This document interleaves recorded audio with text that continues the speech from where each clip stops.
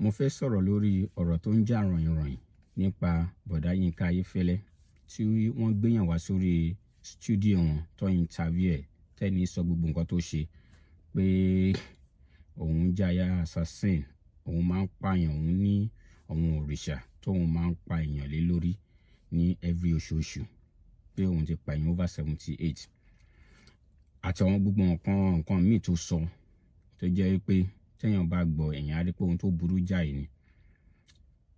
Àwọn oníṣẹ̀ṣe wọ́n wá jáde, wọ́n ń fi ẹ̀hónú hàn pé àwọn fẹ́ rí òrìṣà tẹ́ni yìí ń sọ àti pé àwọn fẹ́ rójú ẹni pé kó mọ̀ wọ́n lọ sí òrìṣà tó ń sọ because stigmatization ni bó ṣe máa ń bá àwọn òrìṣà jẹ́.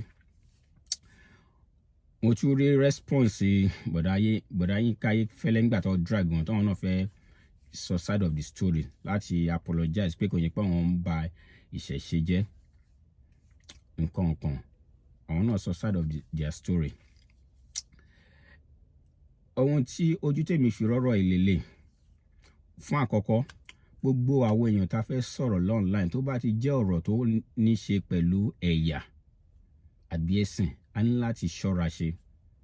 Gbogbo nǹkan tá à ń ṣe ló ní àkọọ́lẹ̀. Ẹ má jẹ́ ká kàn máa sọ̀rọ̀ nítorí pé a ṣáà fẹ́ make crowd. Ẹ jẹ́ ká máa rántí àtúbọ̀tán, ká dẹ̀ máa rántí àwọn ọmọ tá à ń bí torí nǹkan tá à ń ṣe ó ń store. Now back sórí ọ̀rọ̀ yìí. Ohun tí mo rí view tèmi lélẹ̀. Ohun àkọ́kọ́ tó kọ́kọ́ bà mí nínú jẹ́ ni wípé a máa ń fi àwọn tó dá gbogbo kinní ilẹ̀ gangan, àwọn tó ba ẹ̀yà Yorùbá jẹ́, àwọn organization kan, àwọn group of àwọn èèyàn kan ni wọ́n ba ẹ̀yà Yorùbá jẹ́. Tó dẹ̀ jẹ́ pé jọ́kíjọ́ tí àwọn situation báyìí bá ṣẹlẹ̀ tá fẹ́ sọ̀rọ̀ lé lórí, tá fẹ́ bára wa jà lé lórí, a kì í sábà mẹ́nu bà àwọn people yìí. Kó wá tó di pé máa dárúkọ àwọn organization yìí, mo fẹ́ sáré sọ̀rọ̀ ìṣẹ̀ṣe ráńpẹ́ àti àwọn ẹlẹ́sìn míì, àwa mùsùlùmí, Christian. Ó bà mí nínú jẹ́ lọ́pọ̀lọpọ̀ gbà pé gbogbo ìgbà tó bá jẹ́ pé wọ́n ń ba ẹ̀yà Yorùbá jẹ́, àwa mùsùlùmí àtàwọn Christian wọn kì í jáde. A máa ń fi àwọn ẹlẹ́sìn ìbílẹ̀ sílẹ̀. Àwọn nìkan ni pé wọ́n máa ń respond bẹ́ẹ̀ ni pé àwọn nìkan ló jẹ́ Yorùbá. Yorùbá ni mí, mùsùlùmí ni mí. Èèyàn lè jẹ́ Christian but Yorùbá ni. Ìjọ́kíjọ́ tó bá wá ń bú àwọn tó jẹ́ forefather wa, àwọn legend wa. Funny enough, ẹni tó jẹ́ Christian mi, Sunday wọn máa jẹ́ Ògún kinní kan bí Ògún bíyì, Ògún wọlé àbí Ṣàngó ṣe kinní kan. Orúkọ wọn bẹ́ẹ̀ yẹn lẹ́ mọ́ọ̀sì Sunday mu wa ọ̀pọ̀lọpọ̀ àwọn èèyàn jẹ́. Bẹ́ẹ̀ náà ni àwa Muslim. Ẹ wá ní rí ẹni tó jẹ́ ẹni ní ọ̀pọ̀lọpọ̀ gbà wa Mùsùlùmí, àwọn Christian tó bá ń bú ẹ̀yà Yorùbá, ọ̀rọ̀ ẹ̀sìn kọ́ ló ń sọ o, bí kò máa tẹ́ńbẹ́lú àwọn legends wa. A kì í jáde láti sọ pé ẹ jẹ́ ká gbé ẹ̀sìn ọ̀tọ̀, ẹ̀yà ọ̀tọ̀. Kò sákọọ́lẹ̀ tó sọ pé àwọn bàbá wa yìí wọ́n ṣe nǹkan tí ò dáa débi pé ká má lè associate ara wa pẹ̀lú wọn. Kò sákọọ́lẹ̀ tó sọ pé Ọ̀rúnmìlà, Ṣàngó, Ògún tó wà genius. Wọ́n lò gba tiwọn, wọ́n lo ayé wọn, wọ́n bí àwọn ọmọ kalẹ̀ tó bá rán gbogbo DNA wa, àrọ́mọdọ́mọ ní gbogbo wa jẹ́. But a máa ń ṣe bẹ́ẹ̀ ni pé èèyàn burúkú ni wọ́n pa ní láti desist ara wa, a gbọ́dọ̀ associate ara wa mọ́ wọn. Ìyẹn lọ̀rọ̀ àwa Mùsùlùmí àtàwa Christian tó jẹ́ pé ìjọ́kíjọ́ tó bá ń bú ẹ̀yà, a kì í sọ sí. Tó bá ń bí àwọn lórí ìṣàbọ̀wọ̀n ìṣẹ̀ṣe ọ̀tọ̀ nìyẹn, táwọn yẹn bá ń respond ọ̀tọ̀. Bọ̀ pé nǹkan tó pa Yorùbá papọ̀ as a whole, ó lè jẹ́ Muslim, ó lè jẹ́ Christian, gbogbo wa ló yẹ ká dìde ká dẹ̀ sọ specifically pé ọ̀rọ̀ ẹ̀sìn ọ̀tọ̀, àmọ́ ọ̀rọ̀ tó ń sọ ọ̀rọ̀ tó kó gbogbo wa papọ̀ ẹ̀yà ni, a dẹ̀ ní láti defend ẹ̀. Ìyẹn ni àkíyèsí àkọ́kọ́ tí mo rí. Now lórí ọ̀rọ̀ òun oníṣẹ̀ṣe, àwọn ìjàpẹ́ fẹ́ defend àwọn bàbá wa àbí ẹ fẹ́ bá wa ṣe àwọn àtúnṣe kan pé bí àwa Muslim àbáwọn àwọn Christian àbáwọn ẹlòmíì bọ́yẹ́ máa ń project ẹ̀sìn ẹ̀yà wa àti ẹ̀sìn wa pé kò dára tó. It is good but àwọn àtúnṣe kọ̀ọ̀kan wà tí ẹ̀yin oníṣẹ̀ṣe náà láti pè àkíyèsí sí àti àwọn tí ò tẹ̀ ń ṣe oníṣẹ̀ṣe tó jẹ́ normal Yoruba people, àwa Yoruba people, àwọn ọ̀rọ̀ tá a máa ń sọ tíjà bá ṣẹlẹ̀ tà láì ṣẹlẹ̀ ẹ gbọ́ tí àwọn ẹlòmíì máa sọ pé màá rán Ṣàngó sí ẹ, màá rán Ògún sí ẹ. À ń project pé àwọn bàbá wa ẹ̀ kò sí nǹkan tó da tó wọ́n máa ń ṣe, àbí kò sí nǹkan tó da tó lè ṣe ju pé kọ́ hàmù yàn lára bí táwọn kìíní ti bẹ̀rẹ̀ ni. Tíjà bá pa mùsùlùmí àti mùsùlùmí pàbí Christian, wọn ní gbọ́kọ́ sọ pé màá rán Jésù sí ẹ, wàá dẹ̀ rí màá rán Jésù sí ẹ, màá rán Paul sí ẹ, màá rán Joseph sí ẹ, because legend àwọn ti Christian nìyẹn. Wọn wá ní sound pé wọn ní stigmatize àbí kọ́ stereotype àwọn people wọn àbí àwọn legends wọn bíi pé èèyàn burúkú ni wọn pé wàá dẹ̀ rí màá rán Jésù sí ẹ, wàá rí kílẹ̀ tó mọ́. So fún àwọn oníṣẹ̀ṣẹ̀ tó ń ṣe, fún gbogbo àwọn ọmọ Yorùbá tá à ń ṣe tá a dẹ̀ nífẹ̀ẹ́ Yorùbá, ẹ jẹ́ ká máa wà caution ọ̀nà àwọn ọ̀rọ̀ tá à ń sọ, ibi bẹ́ẹ̀ ni àwọn kìíní ti máa ń jáde. Now lórí ọ̀rọ̀ tí bọ̀dá Yínká Ayéfẹ́lẹ́ sọ àti bí a pé àwọn òbó oníṣẹ̀ṣẹ̀ wí nǹkan kò rí bẹ́ẹ̀ o. Fún response inú àwọn ọ̀rọ̀ tẹ́yìn gan sọ, ta lọ́lọ́run ti sọ àwọn ọ̀rọ̀ ó ti reply fún yín. Mo sure pé máa rí àwọn point méjì sí mẹ́ta mú nínú ọ̀rọ̀ tó sọ. Nínú ọ̀rọ̀ tó sọ ẹ̀yin gan stigmatize, ẹ̀ tún bú oníṣẹ̀ṣẹ̀, òótọ́ ni. Tẹ́ bá lọ gbọ́ ọ̀rọ̀ ta lọ́lọ́run tẹ́ náà bá fọ́ sí wẹ́wẹ́, ẹ̀ ń ṣẹlẹ́bọ, ẹ̀ ṣe gbogbo tẹ́ ní kó parẹ́, tẹ́ bá ṣe kinní kan rí. Nǹkan tó ń pè ní èèyàn stereotype, èèyàn stigmatize, èèyàn ṣe kinní, gbogbo ọ̀rọ̀ yìí ni. Mùsùlùmí ni mí, mi ò ní sọ pé ẹlẹ́bọ àbí oníṣẹ̀ṣẹ̀, mi ò ní mú ẹ̀, it's not my religion. Mo like Ifá, mo wish kí n lè mọ̀, but mi ò mọ̀. Ẹ̀sìn ni, ìmọ̀ ni, technology ni Ifá, mi ò mọ̀ ni. Tí bá mọ̀, I'll be proud to say pé mùsùlùmí ni mí, mo dẹ̀ mọ̀ Fá. Ẹni tó bá sọ pé kò dáa tó, ibi tí mo ẹ̀ mọ̀ ni, mi ò mọ̀ ni, kò ń ṣe nǹkan tí ò dáa. Àwọn ẹbọ ṣíṣe táwọn èèyàn bá lè máa gbégbá ọpẹ́ ṣẹbọ, pé ká lọ gbégbá ọpẹ́ ká ṣẹbọ ká ṣèpè, ká ṣẹbọ ká rúbọ fún Ọlọ́run, pé ànábì kìíní káwa Muslim ó fi ṣèrúbọ, àwọn Christian wọ́n máa ń ṣèràpadà fi ń rúbọ. Wé tọ́hún ti Christianity náà àwọn oníṣẹ̀ṣe bọ́ sí ń ṣe tiwọn nìyẹn. Ẹ má jẹ́ ká máa lo ọ̀rọ̀ tó jẹ́ pé indirectly àwa gbogbo fúnra wa là ń bára wa jà, yóò ṣe àwọn ará àtàmọ́. So kọ́rọ̀ yìí máa pọ̀ jù, ẹ jẹ́ n sáré lọ sí pọ́ìntì tí mo fẹ́ mú jáde nínú àwọn tó ń kọ́ sí kínní gangan tí a kì í sọ̀rọ̀ lé lórí. Àwọn tó bà ẹ̀yà Yorùbá jẹ́ unconsciously, mi ò lè sọ pé wọ́n deliberately bàjẹ́, unconsciously àwọn oní tíátà ni, àwọn tó ń ṣe fíìmù, àwọn ló bastardize nǹkan tá a mọ̀ sí ẹ̀yà Yorùbá tó bàjẹ́ unconsciously. So a ní láti channel energy wa lé wọn lórí. Àwọn èèyàn kì í sọ̀rọ̀ lọ́bẹ̀. Àwọn ni gbogbo movie tó ń ṣe láti ìpìlẹ̀ṣẹ̀ wá bó ṣe ń bá ẹ̀yà Yorùbá jẹ́. Nígbà tí mo wà ní kékeré, mo ní ọ̀rọ̀ ọ̀fẹ́ láti lọ sí àwọn church kankan.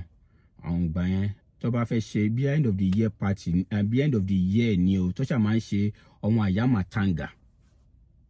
Ẹ lọ wo fíìmù àwọn àyámàtanga ìṣàwùrù àwọn bàbá yẹn gbà yẹn ní early 90s. Ẹ rí gbogbo kíni at the end of the day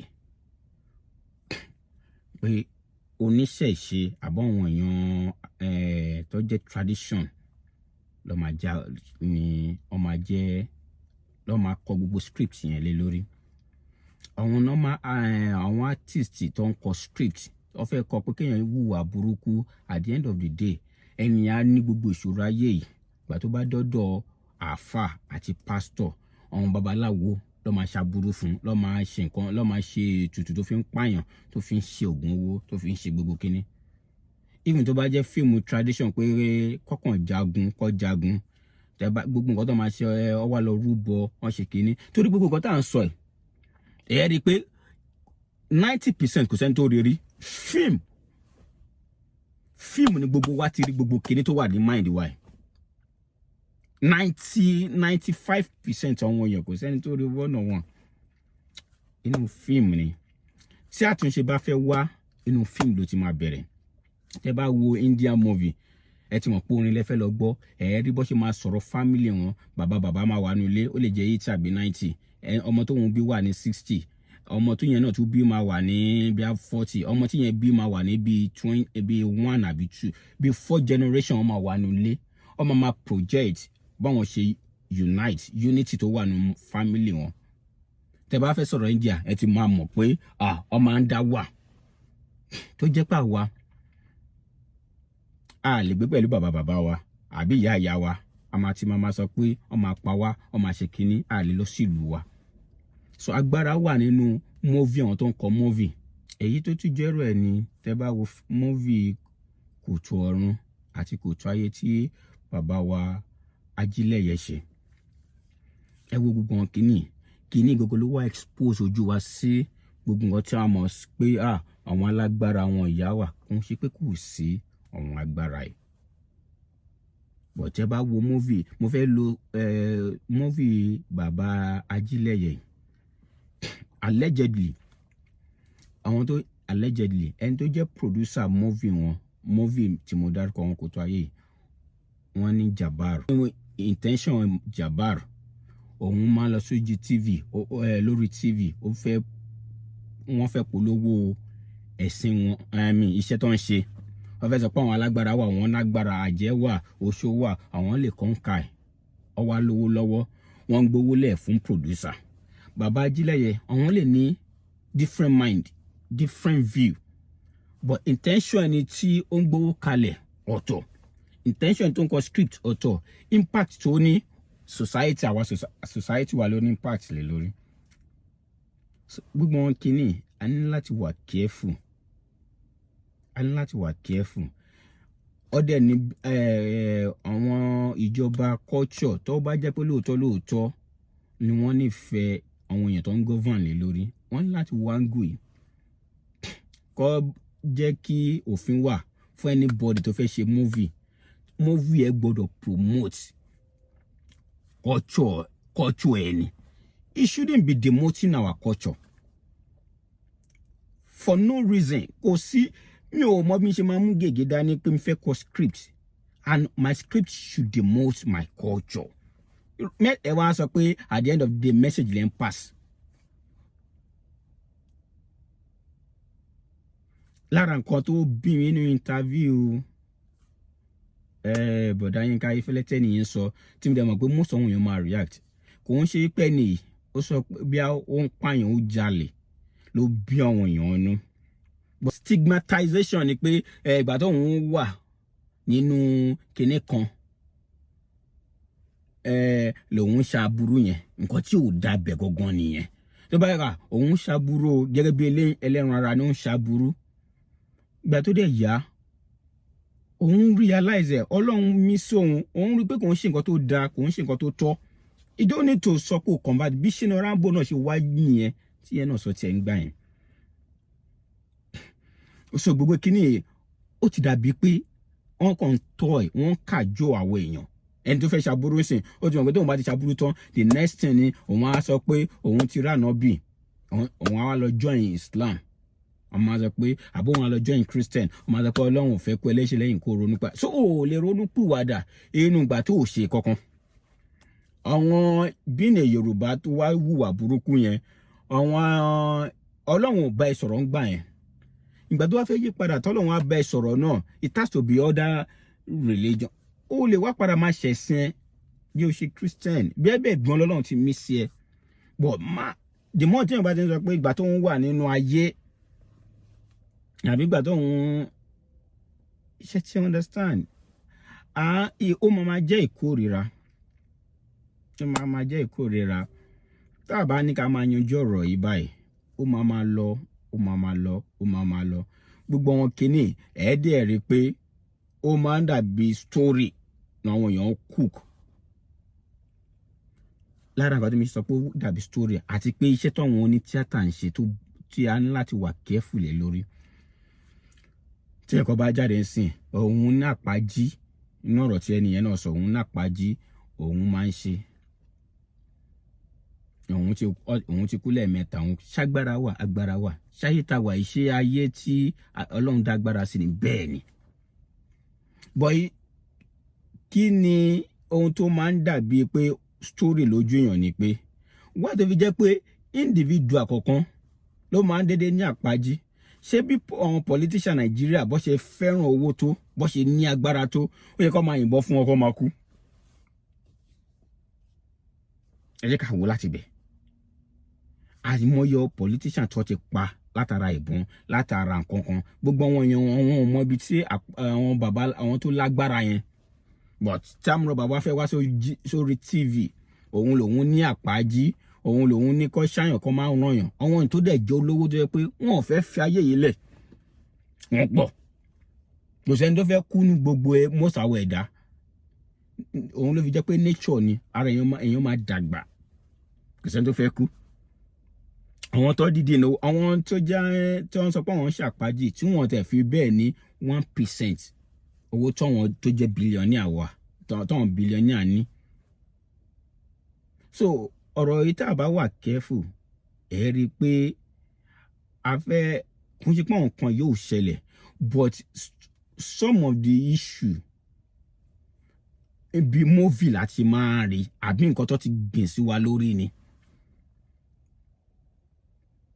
ẹ jẹ́ ká nífẹ̀ẹ́ ara wa ẹ jẹ́ ká mọ̀ pé ayé ẹ̀sìn ọ̀tọ̀ ayé ìlú pọ̀ tí ẹ̀sìn ò bá pa wá pọ̀ ìlú pa wá pọ̀ tá a bá dẹ̀ ti a lè sá lọ fúnra wa o tá a bá dájẹ́ sílẹ̀ ẹni tó bá máa kó akọ ẹni tó bá máa yáyè a sì jọ máa gbé nítorí Ọlọ́run dá wa sínú ayé ìpapọ̀ náà ni so the better we understand this or the early we understand it the better for all of us a ní láti gbégbé àlàáfíà ẹ jẹ́ ká nífẹ̀ẹ́ ara wa ẹ jẹ́ ká gbégbé àlàáfíà ìjà lẹ́ni ẹ̀sìn lọ́la kinní kan lọ́la yìí a lè move forward mo bẹ̀ yín ni ẹ jọ̀ọ́ fún gbogbo ẹ̀yin olólùfẹ́ mi Ọlọ́run á kọ́ wa mọ̀ ṣe.